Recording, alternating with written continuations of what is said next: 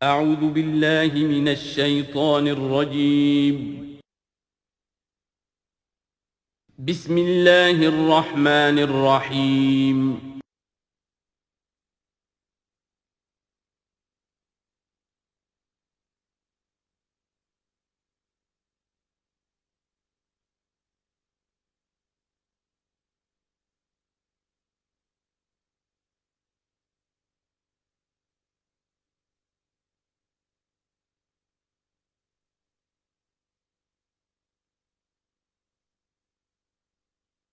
اعوذ باللہ من الشیطان الرجیم بسم اللہ الرحمن الرحیم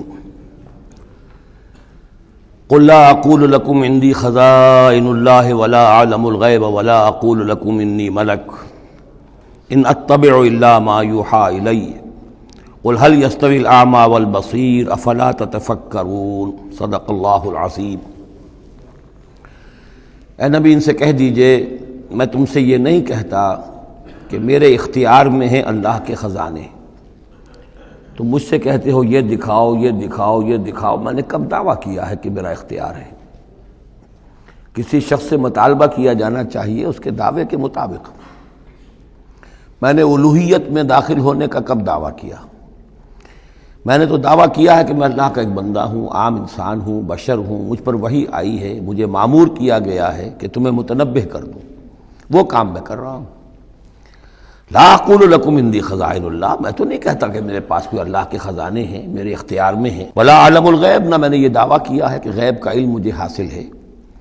ولا اقول لکم انی ملک، نہ میں نے تم سے کبھی یہ کہا ہے یا کہتا ہوں کہ میں فرشتہ ہوں۔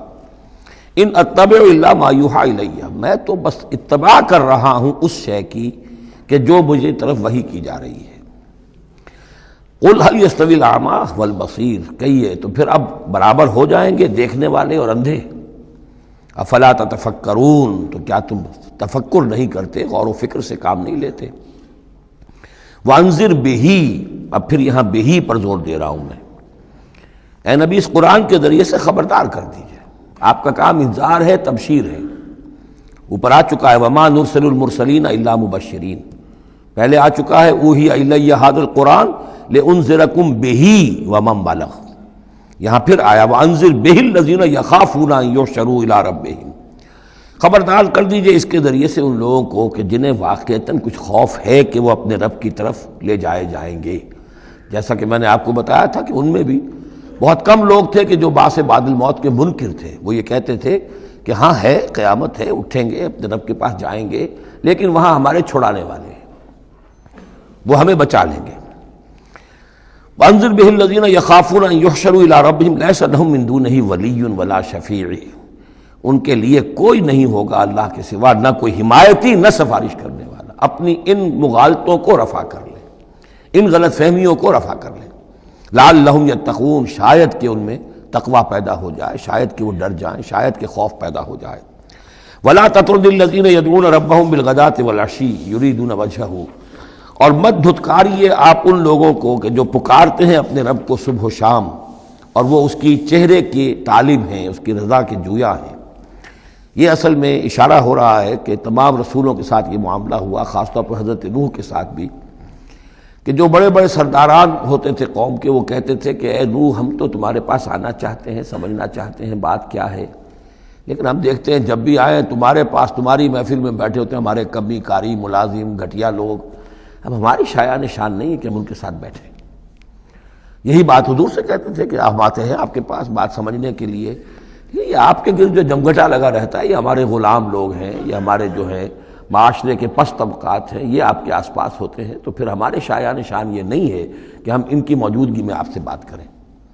اس پر جواب دیا جا رہا ہے اے نبی آپ ان کی باتوں سے کوئی اثر نہ لیں، آپ خام خواہ اپنے ان ساتھیوں کو، چاہے وہ غریب ہیں چاہے وہ پس طبقات سے ہیں، لیکن ان کی شان یہ ہے کہ وہ صبح و شام اللہ کو پکارتے ہیں، اللہ سے دعا کرتے ہیں، مناجات کرتے ہیں، تسبیح و تحمید کرتے ہیں، اور وہ اس کے چہرے، اس کے روح انور کے طالب ہیں، وہ اس کے رضا چاہتے ہیں، اس کی خوشی چاہتے ہیں۔ انہوں نے اپنی زندگی جو ہے من یشری نفسہ ابتغاء مرضات اللہ، یہ تو وہ لوگ ہیں جنہوں نے اپنی جانیں جو ہے اللہ کی رضا جوئی کے لیے، اللہ کی رضا حاصل کرنے کے لیے تج دی ہیں۔ ما علیک من حسابہم من شیء، آپ کے ذمے ان کے حساب میں سے کچھ نہیں ہے۔ وما من حسابک علیہم من شیء، اور نہ آپ کا ان کے اوپر آپ کے حساب میں سے کچھ ہے، یعنی یہ کہ یہ تو ہر شخص کو اپنی کمائی کرنی ہے، آپ کے ذمہ آپ کا فرض ہے، آپ کرتے جائیے، جو آپ کے پاس آ رہے ہیں ان کا حساب بھی اللہ لے لے گا، جو آپ کے پاس نہیں آتے ان کا حساب بھی لے لے گا، ہر ایک کو اس کے طرز عمل کے مطابق وہ بدلہ دے دے گا۔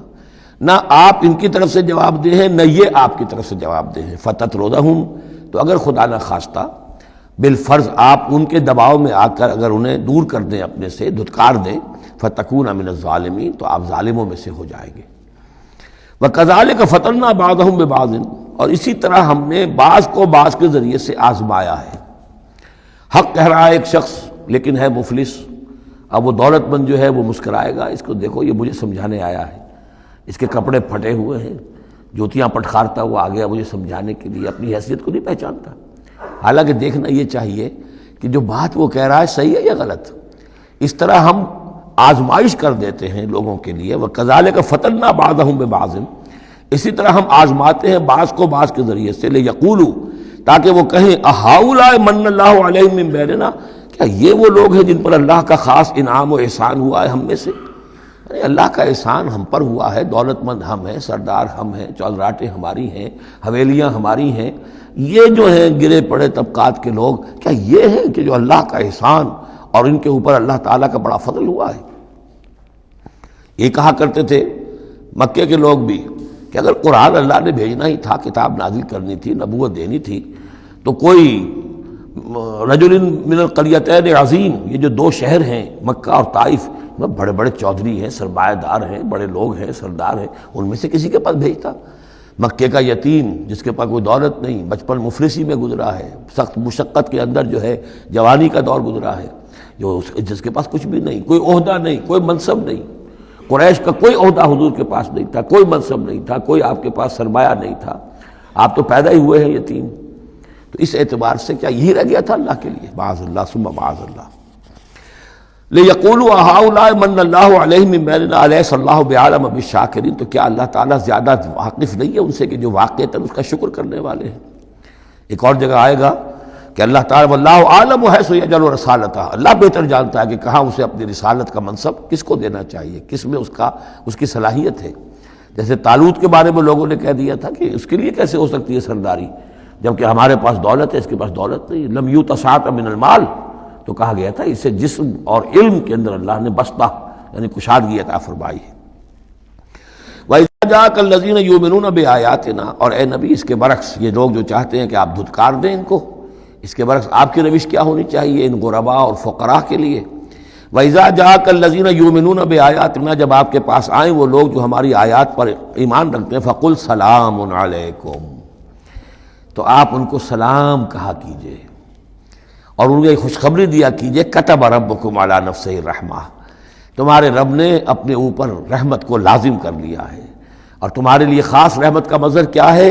انہ من عمل منکم سوءا بجہالۃ، کہ تم میں سے کوئی بھی اگر کسی وقت کوئی برے کام کا ارتکاب کر بیٹھے، جذبات میں آ کر، ناواقفیت سے، جہالت میں، ثم تاب من بعدہ، پھر اگر وہ فوراً توبہ کر لے گا، وہ اصلح اور اصلاح کر لے گا، فانہ غفور الرحیم، تو اللہ تعالیٰ غفور الرحیم ہے۔ یہ تمہارے لیے مزید خوشخبری ہے، تہنیت اللہ کی طرف سے، قل سلام علیکم کتب ربکم علی نفسہ الرحمہ انہ من عمل منکم سوءا بجہالۃ ثم تاب من بعدہ واصلح فانہ غفور الرحیم۔ وکذالک نفصل الآیات، آگے محذوف ہے لفظ لیتفکروا بہا وَلِتَسْتَبِينَ سَبِيلُ الْمُجْرِمِينَ، اسی طرح ہم اپنی آیات کی تفصیل بیان کرتے ہیں تاکہ یہ لوگ ان پر غور کریں، تفکر کریں، اور جب غور کریں گے، تفکر کریں گے، تو مجرموں کا راستہ ان کے سامنے کھل کر آ جائے گا کہ جس راستے پر ہم جا رہے ہیں وہ واقعتاً مجرموں کا راستہ ہے۔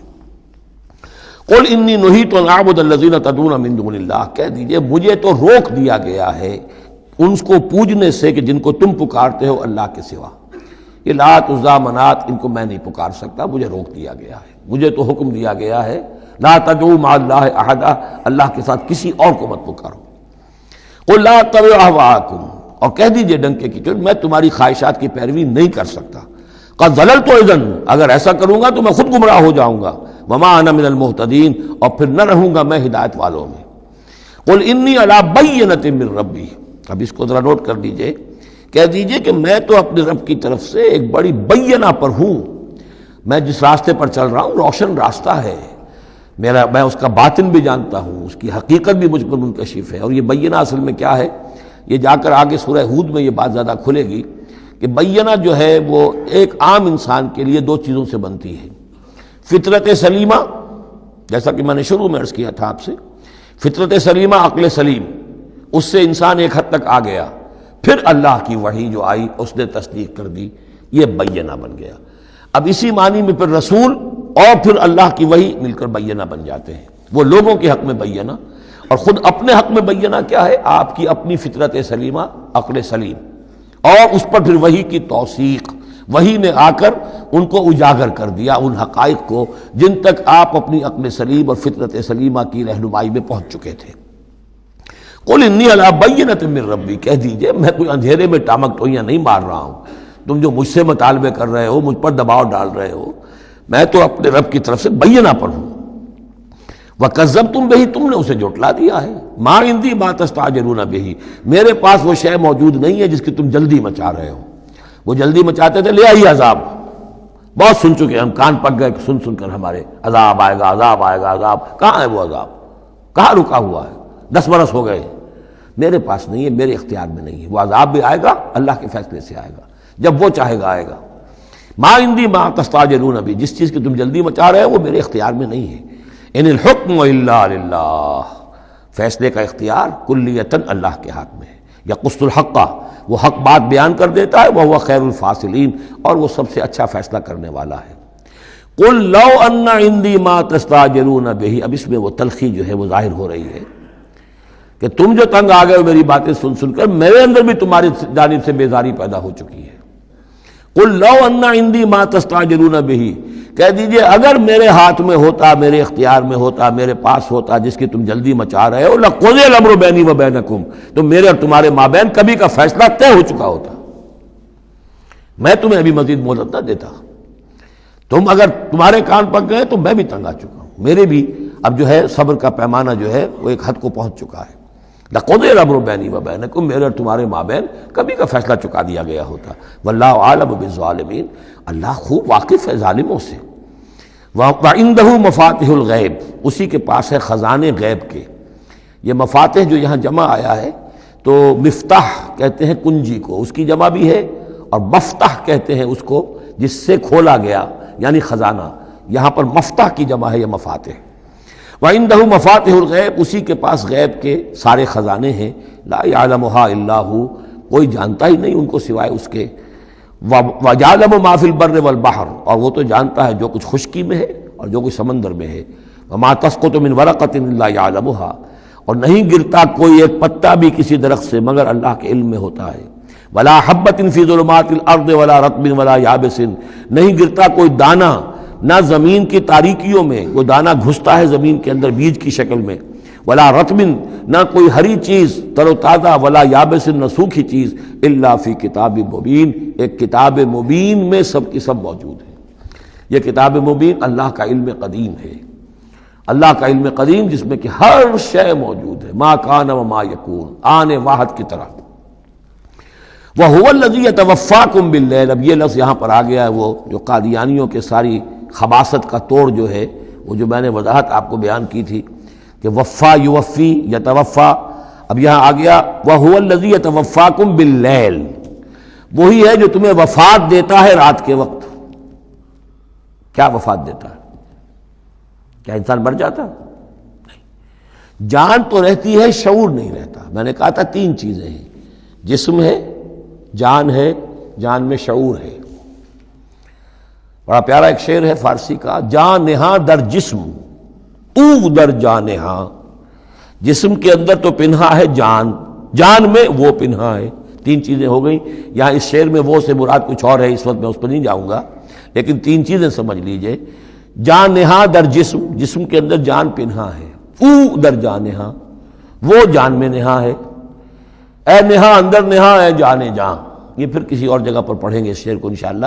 اب سمجھ لیجئے، ایک جسم ہے، جسم میں جان ہے، جان میں شعور ہے، اصل شے تو شعور ہے، لہذا نیند میں صرف شعور لے گئے موت ہوئی تو شعور بھی لے گئے، جان بھی لے گئے، اور عیسیٰ کو لے گئے، شعور بھی لے گئے، جان بھی لے گئے، جسم بھی لے گئے۔ تو توفع جو ہے کل کا کل پورے طور پر ہوا ہے حضرت عیسیٰ علیہ السلام کا۔ ہمارا توفع توفی جو ہوتا ہے وہ تو ادھورا ہوتا ہے، جسم یہیں رہ جاتا ہے، جان اور شعور چلا جاتے ہیں، اور نیند میں شعور چلا گیا۔ وَهُوَ الَّذِي يَتَوَفَّاكُم بِاللَّيْلِ وَيَعْلَمُ مَا جَرَحْتُم بِالنَّهَارِ، وہی ہے جو تمہیں وفات دے دیتا ہے، قبضے میں لے لیتا ہے، یتوفاکم رات کے وقت، اور وہ جانتا ہے جو کچھ کہ تم کرتے ہو دن کے وقت۔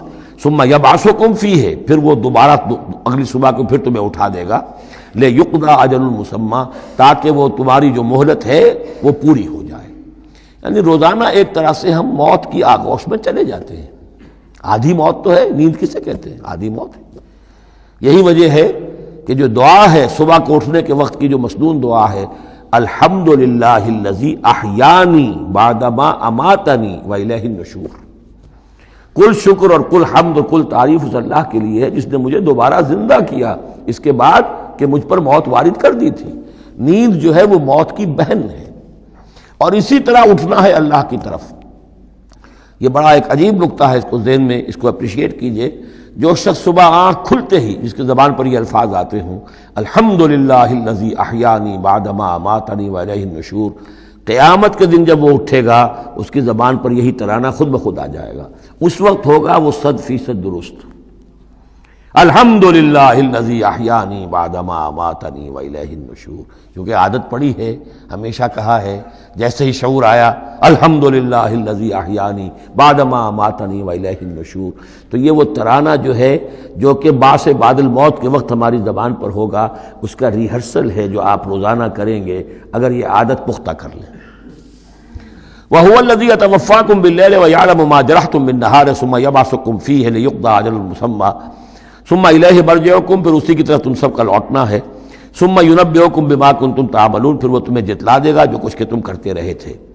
وَهُوَ الْقَاهِرُ فَوْقَ عِبَادِهِ، اور وہ اپنے بندوں پر، یہ لفظ کئی مرتبہ آیا ہے اس صورت کے اندر، اللہ پوری طرح غالب ہے، قابو یافتہ ہے اپنے بندوں پر۔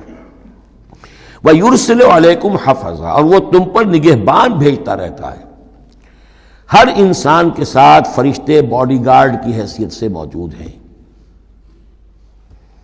اس لیے کہ جب تک اللہ نے اجل معین رکھی ہوئی ہے اس وقت تک تو زندہ رکھنا ہے۔ وہ زندہ رکھنے کے لیے حفظہ، حفاظت کرنے والے نگہبان، وہ جو میں نے ایک دفعہ پہلے بھی کہا تھا، بسا اوقات تو محسوس ہوتا ہے کہ جیسے گاڑی ایسے سناٹے سے آپ کے ساتھ سے گزری ہے کہ معلوم ہوتا ہے کسی نے ہاتھ دے کر آپ کو بچایا، ورنہ بچنے کا کوئی امکان نہیں تھا۔ تو کوئی ہے، جب معلوم ہے کہ ابھی اس کی موت کا وقت نہیں آیا تو بچانے والے فرشتے ہمارے ساتھ ہوتے ہیں۔ حتیٰ اذا جاء احدکم الموت، یہاں تک کہ جب تم میں سے کسی کی موت کا وقت آتا ہے، توفتہ رسلنا، اب یا پھر توفا آ گیا، اب یہاں پہ شعور اور جان دونوں جائے گا۔ توفتہ رسلنا، تو ہمارے بھیجے ہوئے فرشتے جو ہیں وہ اس کو قبضے میں لے لیتے ہیں، وہم لا یفرطون، اور اس میں کوئی کمی نہیں کرتے، کوئی کوتاہی نہیں کرتے، جو حکم آیا اور جب آیا۔ ثم ردوا الی اللہ مولاہم الحق، پھر وہ لوٹا دیے جاتے ہیں اب اللہ کی طرف جو ان کا مولا ہے برحق، سچا۔ الا لہ الحکم، آگاہ ہو جاؤ، فیصلے کا اختیار اسی کے ہاتھ میں ہے، حاکمیت اسی کی ہے۔ ان الحکم الا للہ، یہ دوسری مرتبہ آیا یہاں۔ وہو اسرع الحاسبین، اور وہ حساب کرنے والوں میں سب سے بڑھ کر تیز ہے، یعنی اسے دیر نہیں لگے گی۔ اس کے کمپیوٹرز جو ہیں وہ کوئی بہت ہی سپر کمپیوٹر جن کا ہم تصور بھی نہیں کر سکتے۔ قل من ینجیکم من ظلمات البر والبحر تدعونہ تضرعا وخفیا، ان سے پوچھئے کون تمہیں نجات دیتا ہے اندھیروں میں سے، وہ تاریکی کے ہوں یا سمندر کے۔ سمندر میں گھپ اندھیرا ہے، کشتی چل رہی ہے، کچھ نظر نہیں آ رہا ہے، اوپر بادل بھی ہیں، اب اس وقت انسان کو کچھ نہیں سوچتا، ہاتھ کو ہاتھ سجھائی نہیں دے رہا، کون تمہیں پھر بھی بچاتا ہے وہاں؟ من ینجیکم۔ اسی طرح کوئی قافلہ ہے، بھٹک گیا ہے، اندھیری شب ہے، جدا اپنے قافلے سے ہے تو اب یہ کہ اندھیرے کے اندر بھٹک رہا ہے، نہ دائیں کا نہ بائیں کا پتہ نہیں، ہر درخت معلوم ہوتا ہے کوئی آسیب ہے، کوئی بھوت ہے جنہیں چلا آ رہا ہے، پھر بھی اللہ بچاتا ہے تمہیں۔ من ینجیکم من ظلمات البر والبحر تدعونہ تضرعا وخفیا، اس وقت تو تم پکارتے ہو اللہ کو بہت ہی گڑ گڑاتے ہوئے اور دل ہی دل میں خفیہ خفیہ، اے اللہ بچا دے، اے اللہ اس وقت کو راستہ بنا دے، کوئی دستگیری ہو جائے، کسی طرف سے روشنی ہو جائے۔ لئن انجانا من ہذہ، اور کہتے ہو تم دل میں اگر اللہ نے ہم کو اس سے بچا لیا، نجات دے دی لنکونن من الشاکرین، پھر تو اب باقی زندگی تو بالکل اللہ کے شکر گزار بندے بن کر ہم گزار دیں گے۔ قل اللہ ینجیکم منہا، اللہ تعالیٰ پھر نجات دیتا ہے تمہیں اس سے، ومن کل کرب، اور ہر کرب سے، ہر تکلیف سے، ثم انتم تشرکون، پھر اس کے بعد تم آ کے پھر شرک شروع کر دیتے ہو، پھر تمہیں اپنی دیویاں دیوتا، اپنے آلہہ، اپنے چودھری، اپنے سردار یاد آ جاتے ہیں۔ قل هو القادر على ان يبعث عليكم عذابا من فوقكم، یہ آیت جو ہے یہ بہت اہم ہے کہ عذاب الہی کی کئی قسمیں ہیں، 3 قسمیں یہاں بیان ہوئی ہیں۔ کہہ دیجئے وہ قادر ہے اس پر کہ تم پر بھیج دے کوئی عذاب من فوقکم، تمہارے اوپر سے، آسمان کا ٹکڑا گر جائے، کوئی میٹیورائٹ گر جائے، جو بعض خبریں آتی رہتی ہیں کوئی آ رہا ہے، لیکن یہ کہ وہ پھر تحلیل ہو جاتا ہے کہیں، جو بھی اوزون لیئر ہے یا کچھ اور ہے، بچت ہے، لیکن یہ کہ اگر اللہ چاہے تو جہاں آسمان پر سے کوئی عذاب بھیج دے آپ کے اوپر، او من تحت ارجلکم، یا آپ کے قدموں کے نیچے سے، زمین پھٹ جائے، شق ہو جائے، زلزلہ آئے، زمین دھنس جائے، یہ بھی ہوتا ہے، خسف ہوں گے، قیامت سے پہلے بڑے بڑے 3 خسف ہونے ہیں جن کی خبر دی گئی ہے احادیث کے اندر، بڑے بڑے ٹکڑے زمین کے دھنس جائیں گے اندر۔ قل هو القادر على ان يبعث عليكم عذابا من فوقكم او من تحت ارجلكم، یہ 2 شکلیں ہو گئی، اوپر سے یا قدموں کے نیچے سے، او يلبسكم شيعا، یا تمہیں گروہوں میں تقسیم کر دے، ويذيق بعضكم بعض بعض، اور ایک کی طاقت کا مزہ دوسرے کو چکھائے۔ اب لڑو آپس میں، پرانے اور نئے سندھی لڑو آپس میں، پنجابی اور اردو بولنے والے لڑو، اور بلوچ اور پختون لڑو، مارو ایک دوسرے کو۔ اللہ تعالیٰ کو نہ آسمان کو تکلیف دینے کی ضرورت کہ اس کا کوئی ٹکڑا گرائے، نہ زمین کو کوئی مشقت دینے کی کہ وہ پھٹے، کوئی ضرورت نہیں، آپس میں تقسیم ہو جاؤ گے، گروہ بندی ہو جائے گی، شیعہ سنی کو مارے اور سنی شیعہ کو مارے۔ یہ جو ہے یہ عذاب الہی کی بدترین شکل ہے جو آج مسلمانان پاکستان پر مسلط ہے۔ وہ کبھی ایک قوم ہوتے تھے، ہندو کا جب مقابلہ تھا ایک قوم تھے، اور اب وہ قوم جو ہے قومیتوں میں، عصبیتوں میں تحلیل ہو جائے۔ انظر کیف نصرف الآیات لعلہم یفقہون، دیکھو کیسے ہم اپنی آیات کی تصریف کرتے ہیں۔ تصریف کہتے ہیں آیات کو گھمانا، ایک ہی بات کو اسلوب بدل بدل کر، انداز بدل بدل کر، ترتیب بدل بدل کر لانا۔ ایک پھول کا مضمون ہو تو 100 رنگ سے باندھو۔ وَكَذَّبَ بِهِ قَوْمُكَ وَهُوَ الْحَقُّ، اور اے نبی آپ کی قوم نے اسے جھٹلا دیا۔ بہی مراد قرآن، یعنی میں نے عرض کیا کہ اس صورت کا یہ عمود، حصی معجزہ کوئی نہیں دکھائیں گے، اصل معجزہ محمد کا یہ قرآن ہے صلی اللہ علیہ وسلم، اسی لیے بہی بہی بہی اس کی تکرار اس میں کثرت سے ملے گی۔ وَكَذَّبَ بِهِ قَوْمُكَ وَهُوَ الْحَقُّ، یہ قرآن الحق ہے، لیکن اے نبی آپ کی قوم نے اس کو جھٹلا دیا ہے۔ قُلْ لَسْتُ عَلَيْكُمْ بِوَكِيلٍ، ان سے کہہ دیجئے میں اب تمہارا ذمہ دار نہیں ہوں، اب میں نہیں کہہ سکتا کہ کب اللہ کے عذاب کا بند جو ہے وہ کھل جائے اور تمہارے اوپر وہ عذاب ہلاکت جو ہے وہ آ جائے۔ لِكُلٍّ نَبَأٌ مُسْتَقَرٌّ، كُلُّ نَبَأٍ مُسْتَقَرٌ، ہر خبر، ہر بڑی بات کے لیے وقت معین ہے۔ فَسَوْفَ تَعْلَمُونَ، میں نہیں کہہ سکتا، جیسے کہ سورہ انبیاء میں فرمایا وَإِنْ أَدْرِيَ قَرِيبٌ أَمْ بَعِيدٌ مَا تُوعَدُونَ، میں یہ نہیں جانتا کہ جس کی تمہیں دھمکی دی جا رہی ہے وہ قریب آ چکا یا دور ہے، ٹائم ٹیبل اللہ کے علم میں ہے، لیکن یہ میں جانتا ہوں کہ اگر تمہاری روش یہی رہی تو عذاب آ کر رہے گا۔ بسوف تعلمون، اور عنقریب تمہیں معلوم ہو جائے گا۔ وَإِذَا رَأَيْتَ الَّذِينَ يَخُوضُونَ فِي آيَاتِنَا، یہ وہ آیت آ گئی جس کا حوالہ سورہ نساء کی آیت نمبر 140 میں آیا تھا کہ تمہیں پہلے ہدایت دی گئی تھی کہ جب تم لوگوں کو دیکھو کہ وہ ہماری آیات کا استہزاء کر رہے ہیں، تمسخر کر رہے ہیں، تو ان کے پاس بیٹھو مت، اٹھ کر چلے جاؤ، کم سے کم یہ کہ ایک پروٹیسٹ میں واک آؤٹ تو وہاں سے ہو جائے۔ وَإِذَا رَأَيْتَ الَّذِينَ يَخُوضُونَ فِي آيَاتِنَا، اور جب تم دیکھو لوگوں کو کہ وہ ہماری آیات میں خوض، مین میخ نکال رہے ہیں۔ دیکھیے اردو میں ہم ایک لفظ بولتے ہیں غور و خوض، بڑا غور و خوض ہو رہا ہے، بہت غور و خوض کے بعد میں اس نتیجے پر پہنچا ہوں۔ یہ دونوں لفظ جو عربی زبان کے بہت قریب کے ہیں، غور کے معنی، غور اچھے معنی میں آتا ہے، اور خوض برے معنی میں آتا ہے۔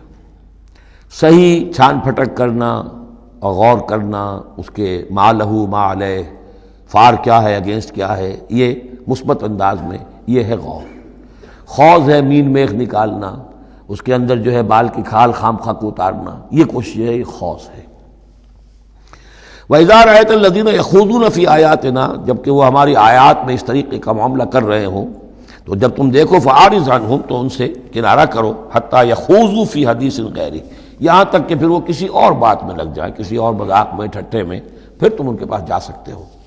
وَإِمَّا يُنْسِيَنَّكَ الشَّيْطَانُ فَلَا تَقْعُدْ بَعْدَ الذِّكْرَىٰ، اور اگر تمہیں شیطان بھلا دے، تم بیٹھے ہوئے تھے وہاں، گفتگو شروع ہوئی، کچھ دیر تک تمہیں احساس نہیں ہوا کہ یہ تم اس کام میں لگ گئے ہیں، تو تمہیں یاد نہیں آیا، لیکن فَلَا تَقْعُدْ بَعْدَ الذِّكْرَىٰ، جب یاد آ جائے تو مت بیٹھو ان کے ساتھ، مع القوم الظالمین، ان ظالموں کے ساتھ، پھر وہاں سے واک آؤٹ کرو احتجاجاً، اور پھر یہ البتہ منتظر رہو، چونکہ دعوت و تبلیغ کے لیے پھر تمہیں آنا ہے۔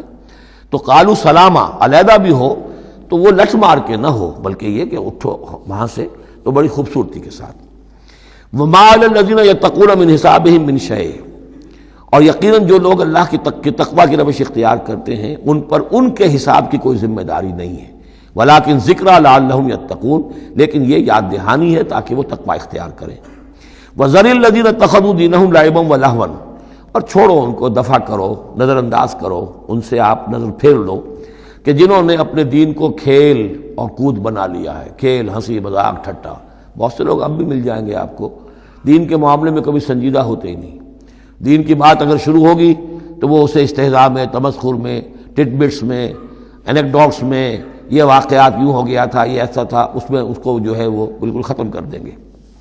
وَذَرِ الَّذِينَ اتَّخَذُوا دِينَهُمْ لَعِبًا وَلَهْوًا وَغَرَّتْهُمُ الْحَيَاةُ الدُّنْيَا، اور ان کو تو اصل میں دھوکے میں مبتلا کر دیا ہے دنیا کی زندگی نے، ساری توجہات ادھر ہیں، بھاگ دوڑ اس کے لیے ہے، زیادہ سے زیادہ کمانا ہے، مال جمع کرنا ہے، حلال سے ہو حرام سے ہو، ساز و سامان کی فکر پڑی ہوئی ہے۔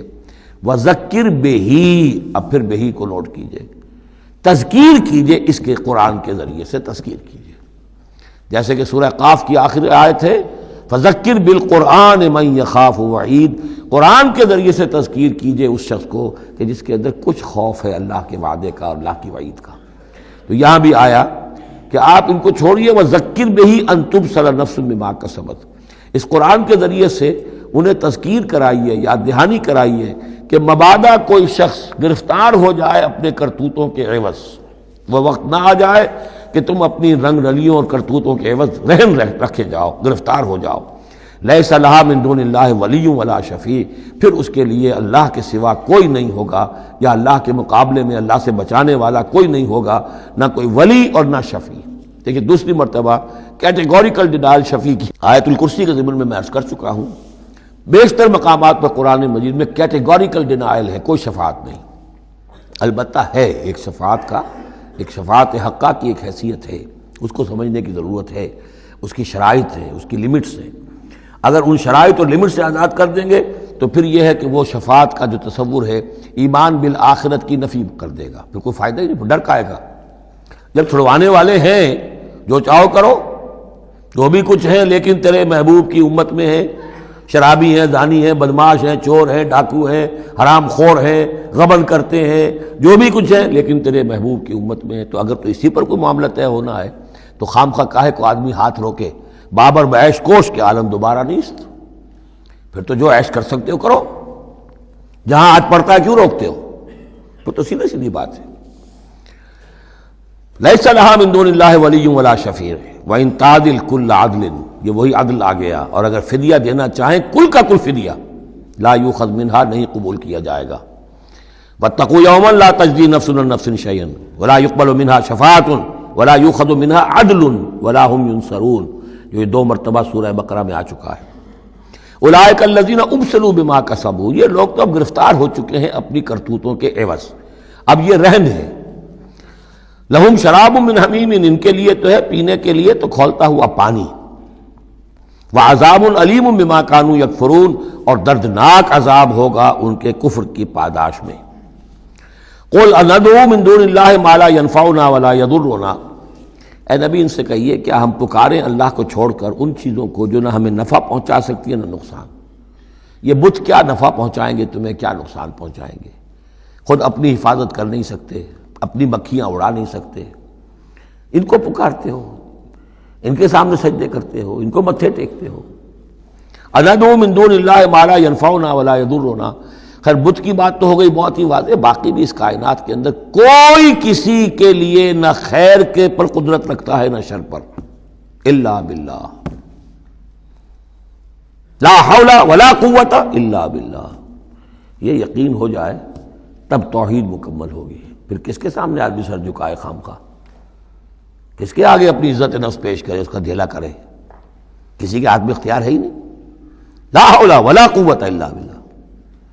حدیث میں آیا ہے، حضرت عبداللہ ابن عباس کو مخاطب کر کے کہا ہے کہ نوجوان اس بات کو اچھی طرح جان لے، اگر تمام دنیا کے انسان مل کر چاہیں، اولکم و آخرکم و انسکم و جنکم، کہ تمہیں کوئی فائدہ پہنچا دیں، نہیں پہنچا سکتے جب تک کہ اللہ نہ چاہے. اور تمام انسان چاہے تمہیں کوئی نقصان پہنچا دیں، نہیں پہنچا سکتے جب تک اللہ نہ چاہے. تو پھر یک درگیر و محکم گیر پکارو اللہ کو. کسی اور کو پکارنے کا، کسی اور سے سوال کرنے کا، کسی اور سے ڈرنے کا، کسی اور سے التجائیں کرنے کا، کسی اور کا استغاثہ کرنے کا، دہائی دینے کا کیا فائدہ ہے؟ قُلْ أَنَدْعُو مِن دُونِ اللَّهِ مَا لَا يَنفَعُنَا وَلَا يَضُرُّنَا وَنُرَدُّ عَلَىٰ أَعْقَابِنَا، اور ہم جو ہے اپنی ایڑیوں کے بل لوٹا دیے جائیں بعد اذ ہدانا اللہ، جبکہ ہمیں تو اللہ نے ہدایت دے دی ہے. کالذی استہوتہ الشیاطین فی الارض حیران، کیا اس طرح کے آدمی ہم بن جائیں کہ جن کو شیاطین نے، جنوں نے کسی جنگل میں بیابان میں اس کی مت مار دی ہو، راستہ بھلا دیا ہو، اب اسے کچھ نظر نہیں آ رہا. لہو اصحاب یدعونہ الی الہدی ائتنا، ہیں اس کے ساتھی جو اس کو پکار رہے ہیں کہ آؤ ہماری طرف، ہدایت کی طرف آؤ، ہمارے پاس آؤ. قل ان ھدی اللہ ھو الھدی، یہ نقشہ کھینچ دیا گیا ہے جماعتی زندگی کی کتنی برکت ہے. آپ اکیلے ہو، کہیں بھٹک گئے ہو، تو پھر یہ کہ آپ کے لیے سیدھے راستے پر آنا بہت مشکل ہو جائے گا. جماعتی زندگی ہے، ساتھی ہیں، جس کو کہا ہے سورہ توبہ میں کونوا مع الصادقین، معیت اختیار کرو، رہو ساتھ سچوں کے. کسی وقت ہوتا ہے انسان کو کوئی ایسی آزمائش پیش آ گئی ہے، اس کا دماغ چکرا گیا ہے، گھوم گیا ہے، نہیں سمجھ میں آ رہا، راستہ نہیں نکل رہا، مشکل بڑی آ گئی ہے. ایک طرف حرام ہے، لیکن یہ ہے کہ دباؤ کو بہت پڑ رہا ہے، گھر والوں کا پڑ رہا ہے، بچوں کا پڑ رہا ہے، بیوی کا پڑ رہا ہے، راستہ غلط ہے. اس میں یہ ہے کہ ایسے وقت میں بسا اوقات پھر اگر رفقا ہیں، ساتھی ہیں، آپ کے کامریڈس ہیں، آپ کے کولیگز ہیں، اس کے ساتھ وہ پکارتے ہیں، ساتھ ہاتھ جو ہے آپ کا تھام کر آپ کو سہارا دیتے ہیں. قل ان ھدی اللہ ھو الھدی، یقیناً ہدایت کہہ دیجئے اللہ ہی کی ہدایت اصل ہدایت ہے. وَأُمِرْنَا لِنُسْلِمَ لِرَبِّ الْعَالَمِينَ، اور ہمیں تو حکم یہ ہوا ہے کہ ہم تمام جہانوں کے پروردگار کی تابع داری اختیار کریں اور فرما برداری اختیار کریں. وَنَقِيمُ الصَّلَاةَ وَاتَّقُوهُ، اور یہ کہ نماز قائم کرو اور اس کا اللہ کا تقوی اختیار کرو. وَهُوَ الَّذِي إِلَيْهِ تُحْشَرُونَ، اور وہی ہے جس کی طرف کہ تمہیں جمع کر دیا جائے گا. وَهُوَ الَّذِي خَلَقَ السَّمَاوَاتِ وَالْأَرْضَ بِالْحَقِّ، اور وہی ہے جس نے آسمان اور زمین بنائے ہیں حق کے ساتھ. یہاں حق کے کیا معنی ہے؟ ود اے پرپس، یہ بیکار نہیں ہے. ربنا ما خلقت ھذا باطلا، اے رب ہمارے تو نے یہ سب باطل نہیں بنایا، بیکار نہیں بنایا، بے مقصد نہیں بنایا. سورہ آل عمران کی آخری رکوع کی جو دعا ہے، بلکہ باطل کے مقابلے میں کیا؟ حق. وَهُوَ الَّذِي خَلَقَ السَّمَاوَاتِ وَالْأَرْضَ بِالْحَقِّ وَيَوْمَ يَقُولُ كُن فَيَكُونُ، اور جس دن وہ کہے گا ہو جا، وہ ہو جائے گا. کیا ہو جائے گا؟ جب وہ چاہے گا اس کائنات کو لپیٹ بھی دے گا. اسی نے بنایا ہے حق کے ساتھ، اور اسی کے حکم سے یہ لپٹ جائے گی. آگے چل کر آئے گا یوم نطوی السماء کطی السجل للکتب، جس دن کہ ہم تمام خلاؤں کو اور فضاؤں کو اور آسمانوں کو، ان سب کو ایسے لپیٹ دیں گے جیسے کہ تم کتابوں کا تومار لپیٹ لیتے ہو. والسماوات مطویات بیمینہ، تمام یہ خلا اور سما یہ سب اللہ کے داہنے ہاتھ میں لپٹے ہوئے ہوں گے. قولہ الحق، اس کا فرمانا ہی حق ہے. اس کا کیا معنی ہے؟ صرف اس کا کہہ دینا کن، بس، اس سے کسی اور شے کی ضرورت نہیں ہے. کوئی ذریعہ، کوئی میٹر، کوئی انرجی، کچھ نہیں. قولہ الحق، اس کا فرمانا ہی برحق ہے، اس کا کہہ دینا ہی برحق ہے. کن فیکون، یوم یقول کن فیکون قولہ الحق. وَلَهُ الْمُلْكُ یوم يُنفخُ فِي الصُّورِ، اور اسی کے لیے ہوگی بادشاہی اس دن جس دن کے سور میں پھونکا جائے گا. اگرچہ حقیقت میں تو بادشاہی اب بھی اسی کی ہے، لیکن ابھی جھوٹے سچے بادشاہ بیٹھے ہوئے ہیں. یہ سب جو ہیں یہ سب نسیاں منسیہ ہو جائیں گے. لمن الملک اليوم للہ الواحد القہار. معلوم یہ کہ اب بھی اگرچہ بادشاہی اسی کی حقیقت میں، لیکن یہ جھوٹے سچے ڈرامے والے خدا جو ہیں کچھ نہ کچھ بیٹھے نظر آتے ہیں بادشاہ۔ وَلَهُ الْمُلْكُ يَوْمَ يُنفَخُ فِي الصُّورِ، عالم الغیب، وہ تمام غیب کا جاننے والا، والشہادہ اور کھلی باتوں کا جاننے والا، وَهُوَ الْحَكِيمُ الْخَبِيرُ، اور وہ کمال حکمت والا اور ہر شے سے باخبر۔ وَإِذْ قَالَ إِبْرَاهِيمُ لِأَبِيهِ آزَرَ، اب اس میں آپ دیکھیں گے اس سورہ مبارکہ میں حضرت ابراہیم کا ذکر ہے اور پھر ان کی نسل کے بعض انبیاء کرام کا ذکر ہے۔ ایک گلدستہ تو ہم پڑھ آئے ہیں سورہ نساء کے آخر میں، وہاں 13 انبیاء اور رسل کے نام آئے تھے، یہاں اس سے ذرا بڑا گلدستہ آئے گا، یہاں پہ 17 انبیاء اور رسل کے نام آئیں گے، پھر حضرت ابراہیم علیہ السلام کا ذکر یہاں آیا ہے، اور جو جن رسولوں کی قوموں پر ہلاکت کے بارے میں قرآن میں صراحت کے ساتھ مذکور ہے، ان 6 کا ذکر جو ہے سورہ اعراف میں آئے گا۔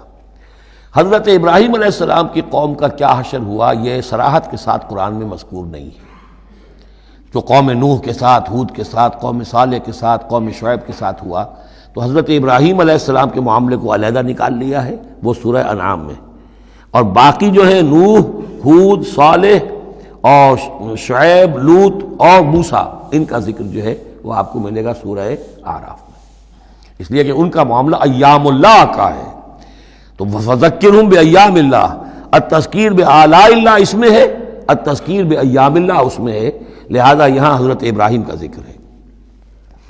وَإِذْ قَالَ إِبْرَاهِيمُ لِأَبِيهِ آزَرَ أَتَتَّخِذُ أَصْنَامًا آلِهَةً، اور یاد کرو جب کہ کہا ابراہیم نے اپنے باپ آزر سے، کیا تم نے ان بتوں کو اپنا خدا بنا رکھا ہے؟ یہاں جو آزر کا لفظ خاص طور پر آیا ہے میرے نزدیک، یہ اصل میں تورات کی نفی کے لیے، تورات میں تارح نام لکھا گیا ہے، گویا اس کی تصحیح کے لیے، ورنہ یہاں کوئی خاص ضرورت نہیں تھی۔ وَإِذْ قَالَ إِبْرَاهِيمُ لِأَبِيهِ، یہ کافی تھا، لیکن نام اس لیے دیا گیا کہ تورات پڑھنے والوں کو مغالطہ ہوتا ہے، اور اسی مغالطے کو اہل تشیع نے اختیار کر لیا ہے۔ انہوں نے تورات میں جو نام دیا گیا ہے اسے حضرت ابراہیم کا باپ کہا ہے، اور حضرت یہ جو آزر تھا اس کو کہا ہے کہ یہ چچا تھا، اس کی خاص وجہ ہے وہ پھر کسی موقع پر بیان ہوگی، لیکن یہ کہ تورات کی اس غلطی کو اہل تشیع نے اختیار کیا، قرآن مجید نے اسی کی نفی کے لیے یہاں پر حضرت ابراہیم کے والد کا نام صراحتاً بتا دیا کہ آزر ہے۔ وَإِذْ قَالَ إِبْرَاهِيمُ لِأَبِيهِ آزَرَ، اور یاد کرو جب کہ کہا تھا ابراہیم نے اپنے باپ آزر سے أَتَتَّخِذُ أَصْنَامًا آلِهَةً، کیا آپ نے ان بتوں کو اپنا الہ بنایا ہوا ہے؟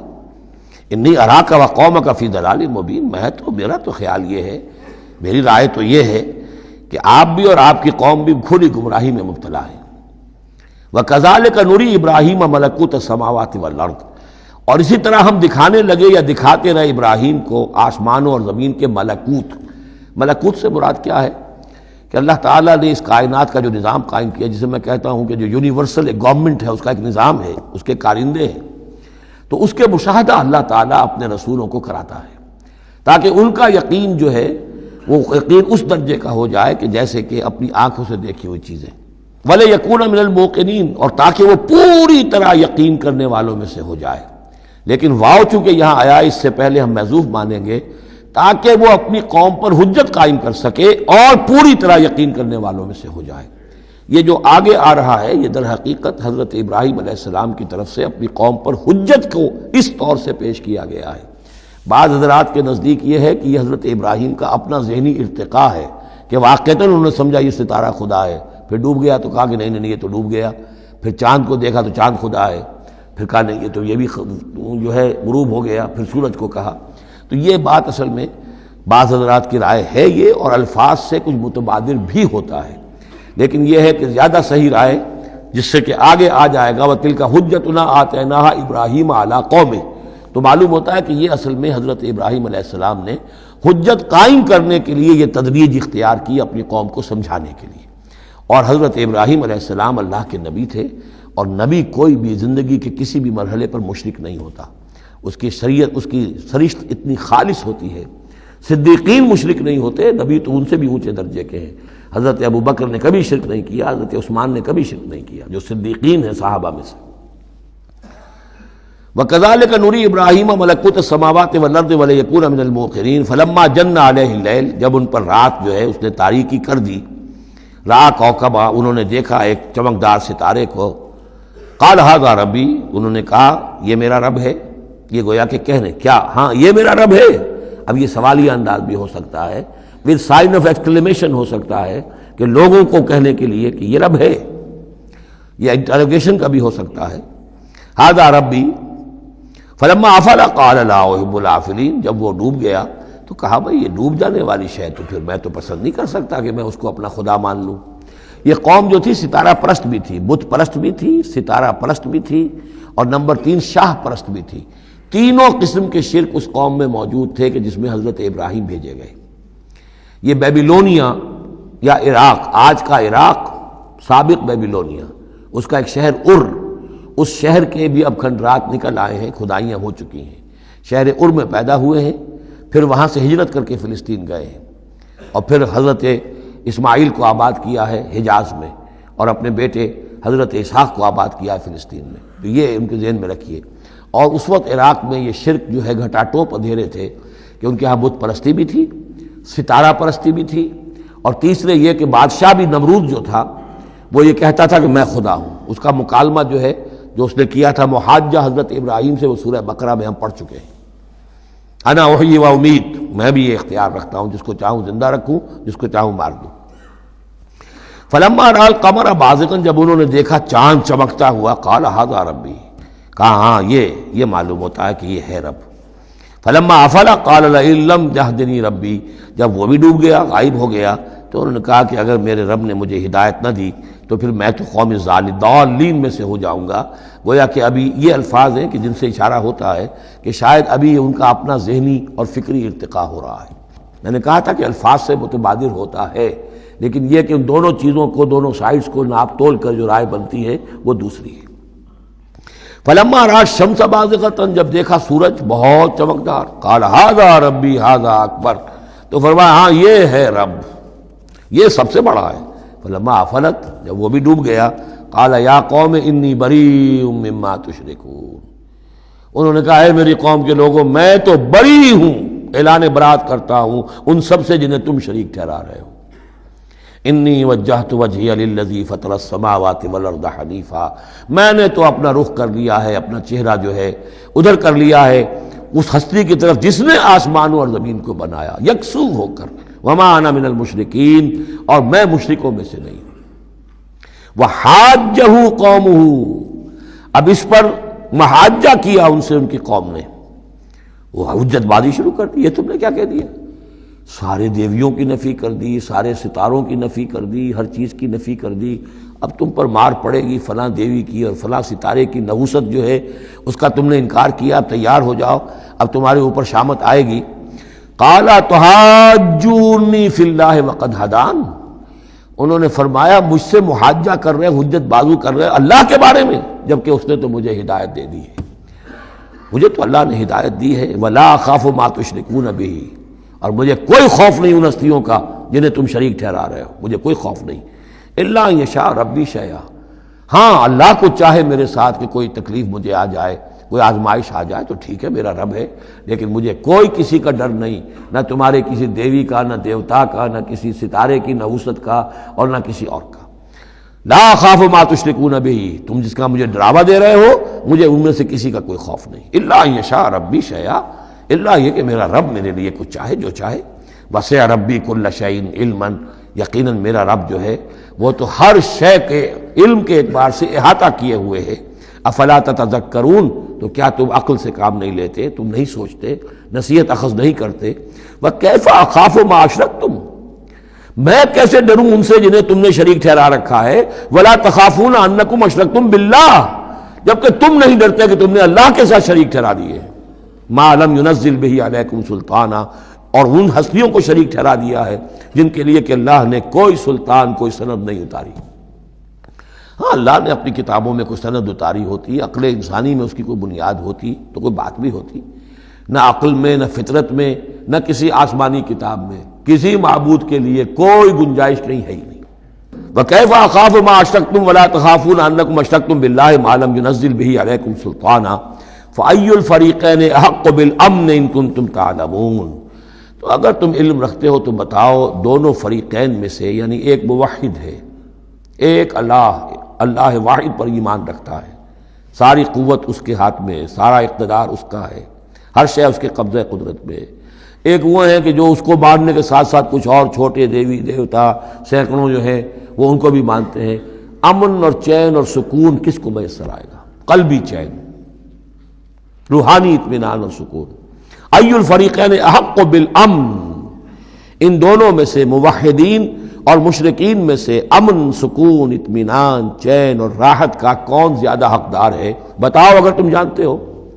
اور اس کا جواب خود دیا، الذین آمنوا ولم یلبسوا ایمانہم بظلم، یقیناً وہ لوگ جو ایمان لائیں اور اپنے ایمان پر کسی طرح کے شرک کی آلودگی نہ ہونے دیں۔ یہاں لفظ ظلم آیا ہے، ظلم کسی چھوٹے گناہ کو بھی کہہ سکتے ہیں، اسی لیے اس پر صحابہ گھبرا گئے تھے کہ حضور کون شخص ہوگا کہ جس نے کبھی کوئی ظلم نہ کیا ہو، اور نہیں تو اپنے اوپر ظلم کرتا ہے آدمی، کسی پر ظلم کرتا ہے۔ تو اس کا تو مطلب ہے کوئی شخص بھی یہ جو مقام ہے جو یہاں بیان کیا جا رہا ہے اس کا جو سزاوار اور اس کا حقدار نہیں ہو سکتا۔ آپ نے فرمایا نہیں، یہاں ظلم سے مراد شرک ہے۔ پھر آپ نے سورہ لقمان کی آیت پڑھی، اس میں فرمایا کہ ان الشرک لظلم عظیم، وَإِذْ قَالَ لُقْمَانُ لِابْنِهِ يَا بُنَيَّ لَا تُشْرِكْ بِاللَّهِ إِنَّ الشِّرْكَ لَظُلْمٌ عَظِيمٌ۔ یہاں پر ظلم سے مراد شرک ہے، یعنی ایمان ایسا ہو کہ جو شرک کی ہر آلودگی سے پاک ہو۔ میں یہاں پھر تذکرہ کیے دیتا ہوں، شروع میں بھی عرض کیا تھا، شرک کسے کہتے ہیں، شرک کی قسمیں کون کون سی ہیں، کون کون سے بھیس بدل کر یہ شرک آتا ہے۔ باہر رنگے کے خواہی جامہ می پوش، من اندازے قدت را می شناسم، تم چاہے کسی بھی رنگ کا لباس پہن کے آ جاؤ، میں تمہیں تمہارے قد سے پہچان لوں گا۔ تو قد سے پہچاننا جو ہے شرک کا آسان نہیں ہے، بھیس بدلتا ہے یہ، اس کے لیے ضروری ہے۔ اور آج کے دور میں شرک کس کس شکل میں موجود ہے اس کا سمجھنا بہت اہم ہے۔ اس موضوع پر میرے 6 گھنٹے کے کیسٹس موجود ہیں۔ الذین آمنوا ولم یلبسوا ایمانہم بظلم، یقیناً وہ لوگ جو ایمان لائے اور جنہوں نے اپنے ایمان میں کسی بھی نوع کے شرک کی آمیزش نہ ہونے دی، اولئک لہم الامن وہم مہتدون، ان کے لیے ہے امن اور وہی ہوں گے راہیاب۔ یہ امن اور ایمان اور اسلام اور سلامتی کا جو آپس میں تعلق ہے لفظی اعتبار سے، وہ اس دعا میں بہت نمایاں ہو جاتا ہے کہ جو حضور ہر نیا جو چاند دیکھتے تھے ہر مہینے کا تو دعا مانگتے تھے، اللہم اہلہ علینا بالامن والایمان والسلامت والاسلام، اے اللہ یہ مہینہ جو شروع ہو رہا ہے اس نئے چاند کے ساتھ، ہلال کے ساتھ، اسے ہم پر طلوع فرما امن اور ایمان کے ساتھ اور سلامتی اور اسلام کے ساتھ۔ تو یہ بڑا گہرا ربط ہے ان الفاظ کے اندر۔ میرا چھوٹا سا کتابچہ ہے قرآن اور امن عالم، آج سے شاید کوئی میں سمجھتا ہوں کہ 30-32 سال پہلے کی تقریر تھی میری، لیکن وہ ان موضوعات پر میں سمجھتا ہوں کہ بہت مختصر لیکن بہت مفید ہے۔ فرمایا وَتِلْكَ حُجَّتُنَا آتَيْنَاهَا إِبْرَاهِيمَ عَلَىٰ قَوْمِهِ، اس کا میں حوالہ دے رہا تھا۔ یہ پوری سرگوشت بیان کر کے اب فرمایا یہ ہماری وہ حجت تھی جو ہم نے ابراہیم کو عطا کی اس کے قوم کے خلاف۔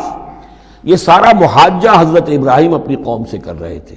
بظاہر اس کو توریہ کہتے ہیں، ایک ہوتا ہے جھوٹ بولنا، ایک ہوتا ہے توریہ۔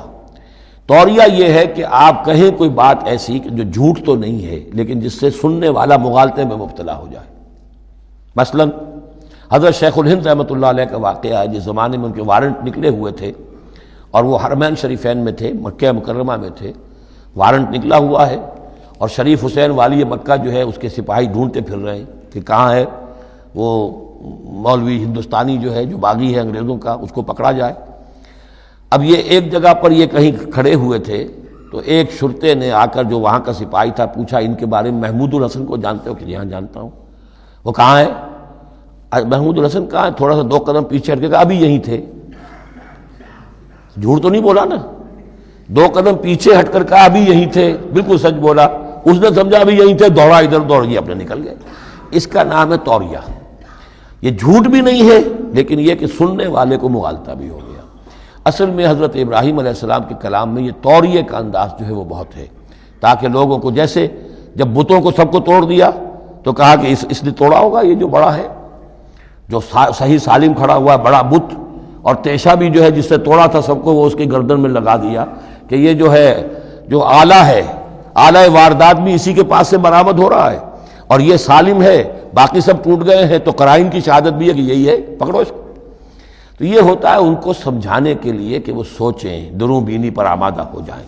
تو یہ ہے میرے نزدیک ان آیات کا محل یہ ہے۔ وَتِلْكَ حُجَّتُنَا آتَيْنَاهَا إِبْرَاهِيمَ عَلَىٰ قَوْمِهِ، اور یہ ہماری وہ دلیل تھی جو ہم نے عطا فرمائی ابراہیم کو اس کی قوم کے خلاف۔ نرفع درجات من نشاء، ہم بلند کرتے ہیں درجے جن کے چاہتے ہیں۔ اب ظاہر بات ہے یہاں کہنے کا مقصد یہ ہم نے ابراہیم کے درجے بہت بلند کیے۔ ان ربک حکیم علیم، یقیناً تیرا رب حکیم اور علیم ہے۔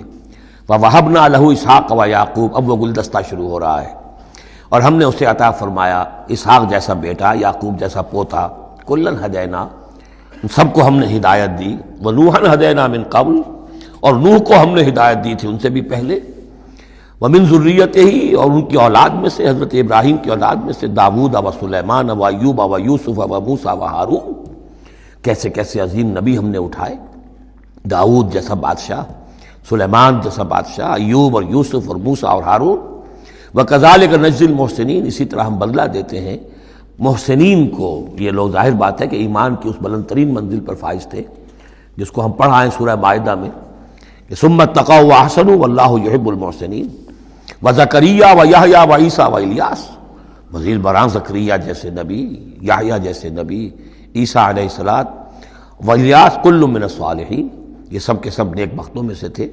وإسماعیل وَالْیسع وَیونس وَلوطا، اور اسماعیل اور الیسع اور یونس اور لوط، وَكُلًّا فَضَّلْنَا عَلَى الْعَالَمِینَ، سب کو ہم نے تمام جہان والوں پر فضیلت دی۔ وَمِنْ آبائِهِمْ، اور ان کے آباء و اجداد میں سے بھی، وذریاتہم، اور ان کی نسلوں میں سے بھی، واخوانہم، اور ان کے بھائیوں میں سے بھی، واجتبیناہم، ہم نے ان کو چن لیا، پسند کر لیا، سلیکٹ کر لیا، وہدیناہم الی صراط مستقیم، اور ہم نے ان کو ہدایت دی سیدھے راستے کی طرف۔ ذالک ھدی اللہ یہدی بہ من یشاء من عبادہ، یہ اللہ کی وہ ہدایت ہے جس کی وہ ہدایت بخشتا ہے جس کو چاہتا ہے اپنے بندوں میں سے۔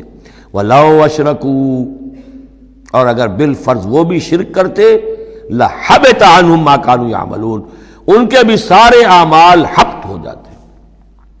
شرک اتنی بری شے ہے، اتنے اونچے اونچے مراتب، اتنے اعلیٰ اعلیٰ مقامات، اللہ کی محبوب شخصیتیں، اولو العزم پیغمبر اور یہ عظیم انبیاء، لیکن بالفرض یہ سمجھانے کے لیے، ظاہر بات ہے کوئی امکان نہیں تھا کہ وہ شرک کرتے، لیکن ہمیں سمجھانے کے لیے شرک وہ شے ہے، ان اللہ لا یغفر یشرک بہ ویغفر ما دون ذلک لمن یشاء ولو اشرکوا لحبط عنہم ما کانوا یعملون، اگر وہ شرک کرتے تو ان کے بھی تمام اعمال حبط ہو جاتے۔ اولئک الذین آتیناہم الکتاب والحکم والنبوۃ، یہ وہ لوگ ہیں جن کو ہم نے کتاب دی، اپنی حکمت اور شریعت سے نوازا، نبوت سے سرفراز فرمایا۔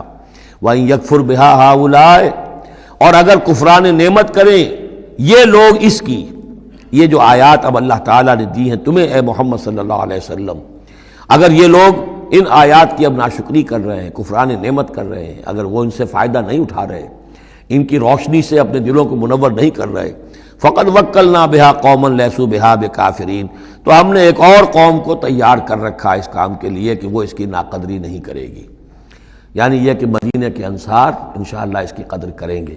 مکے کے یہ لوگ جو ہیں اگر ناقدری کر رہے ہیں محمد صلی اللہ علیہ وسلم، اور تمہاری باتیں جو ہیں اب تک 10-11 برس ہونے کو آ گئے ہیں، اس کے نتائج جو ہیں بڑے ہی کم سے کم یہ کہ مایوس کن نہیں تو دل شکن ضرور ہے۔ محمد جیسا مبلغ اور رسول اور داعی اور مربی اور مزکی اور معلم، اور 10-12 برس کی جد و جہد میں بمشکل 150 پونے 200 آدمی، پہلے 10 برس میں تو بمشکل 125 آدمی۔ تو یہ ہے کہ اس اعتبار سے فَإِن يَكْفُرْ بِهَا هَؤُلَاءِ، اگر یہ لوگ کفران نعمت کر رہے ہیں ان کا، فقد وکلنا بہا، تو ہم نے کچھ مقرر کر دیے ہیں کچھ اور لوگ، قومن، ایک ایسی قوم، لیسوا بہا بکافرین، جو ان کی شاید ان کی جو اس کی ناشکری نہیں کریں گے۔ کچھ پتہ نہیں یہ ہماری جو دعوت رجوع القرآن ہے جو کہاں کہاں پھیل رہی ہے، تو یہ بہرحال یہ آیت بڑی اہم ہے اس اعتبار سے۔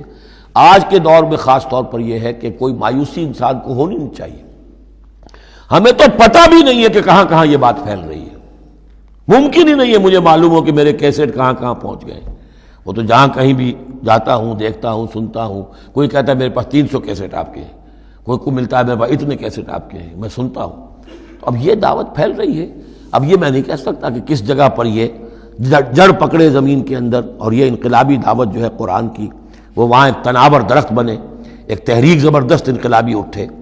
فَإِن يَكْفُرْ بِهَا هَؤُلَاءِ فَقَدْ وَكَّلْنَا بِهَا قَوْمًا لَيْسُوا بِهَا بِكَافِرِينَ۔ اگر یہ اس کی ناقدری کر رہے ہیں تو اے نبی آپ آزردہ خاطر نہ ہو، ہم نے ایک اور قوم کو تیار کر لیا ہے کہ وہ اس کی ناقدری نہیں کریں گے۔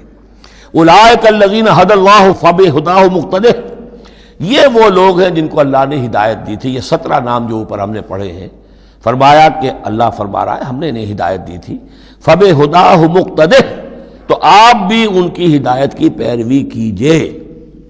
یہ بہت اہم نقطہ ہے جو یہاں پر نوٹ کر لینے کا ہے کہ جو بھی سابقہ انبیاء کے معاملات کہیں آئیں اور ان کی نفی نہ آئے، وہ چیز گویا کہ ہم مسلمانوں کے لیے بھی وہ چیز جو ہے وہ اس قابل ہے کہ ہم اس کی اتباع کریں، اس کی پیروی کریں، اس کو مانیں۔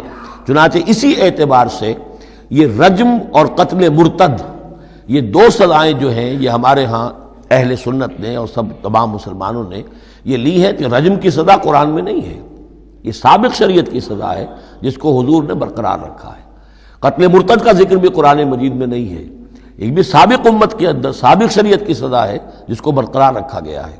جب تک کسی شے کی نفی نہ ہو جائے سابق جو بھی شریعت ہے اس وقت تک یہ ہے کہ وہ چیز بھی لاگو رہے گی۔ فرمایا اولئک الذین ھدی اللہ فبہداہ مقتدہ قل لا اسألکم علیہ اجرا، اور کہہ دیجئے کہ میں تم سے اس پر کسی اجر کا طالب نہیں ہوں، میں نے تم سے کوئی محنتانہ کبھی طلب نہیں کیا، تم سے کوئی معاوضہ نہیں مانگا۔ ان هو الا ذکریٰ للعالمین، یہ نہیں ہے مگر تمام جہان والوں کے لیے یاد دہانی ہے، نصیحت ہے۔ جو چاہے اس سے کسب فیض کرے، جو چاہے اس سے نور حاصل کرے، جو چاہے اس سے صحیح صراط مستقیم تک کی رہنمائی اخذ کر لے، یہ تو اللہ تعالیٰ کی طرف سے ایک صدقہ جاریہ ہے۔ ان هو الا ذکریٰ للعالمین، یاد دہانی اور نصیحت ہے تمام جہان والوں کے لیے۔ بارک اللہ لی ولکم فی القرآن العظیم ونفعنی وإیاکم بالآیات والذکر الحکیم۔